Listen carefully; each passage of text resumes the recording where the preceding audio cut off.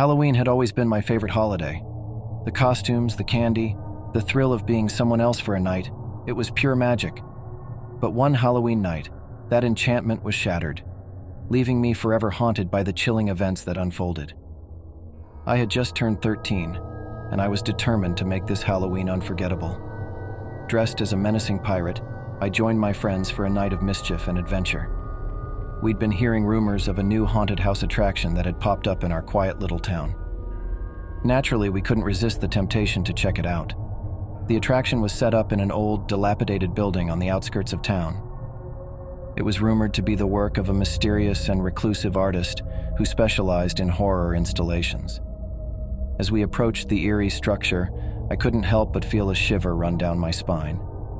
The facade was adorned with a sinister-looking clown, painted with grotesque features that were almost too realistic.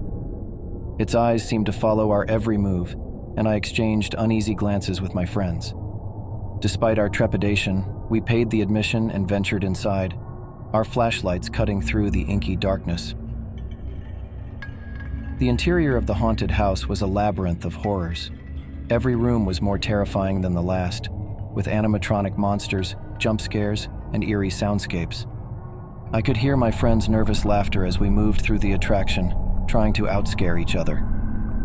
But it was in one particular room that the real nightmare began. The walls were adorned with clown-themed decorations, and the overpowering scent of popcorn filled the air. In the center of the room stood a life-size clown mannequin, its makeup unsettlingly vivid. As we inched closer, it suddenly jerked to life.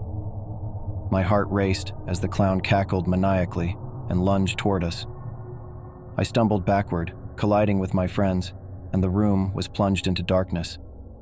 Panic set in, and I could hear my friends screaming and fumbling for the exit. I shone my flashlight in every direction, trying to locate my friends in the pitch-black room. That's when I saw it, the real clown. It was lurking in the corner, its painted grin contorted into an expression of pure malevolence. As my flashlight's beam fell on the clown's face, I saw that its eyes were not part of the makeup. They were cold, calculating, and filled with a darkness that went far beyond any Halloween act. It was no ordinary performer.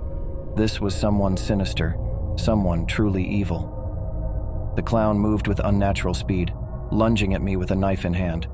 I barely had time to react, but adrenaline surged through my veins. I managed to evade the clown's blade and darted toward the exit. Behind me, I could hear the clown's eerie laughter and the echo of its footsteps, chasing me through the winding corridors. My friends had already made it outside, and I could see the flashing lights of a police car parked in front of the attraction.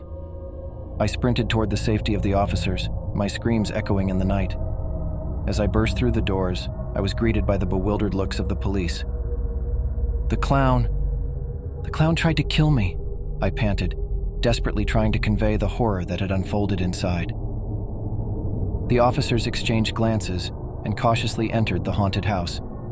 Moments later, they emerged with the clown, who was now unmasked. It was a man in his 40s, his eyes filled with madness. He was swiftly apprehended and placed in the back of the police car, his sinister grin never wavering. I later learned that the man had been a former employee of the haunted house, who had become obsessed with the clown persona. He had used the attraction's popularity to disguise his true intentions. It turned out he had a history of violence and had been in and out of psychiatric institutions. That Halloween night marked the end of my innocent love for the holiday.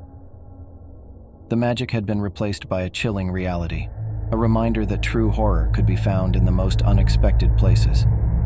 The sinister clown had taken something from me, something that could never be reclaimed, my sense of security. In the years that followed, I couldn't help but shudder at the sight of clown costumes or decorations. Halloween had become a night of apprehension, a reminder that true evil could lurk behind even the most innocent masks. The memory of that fateful Halloween night remained etched in my mind, a nightmare that refused to fade with time.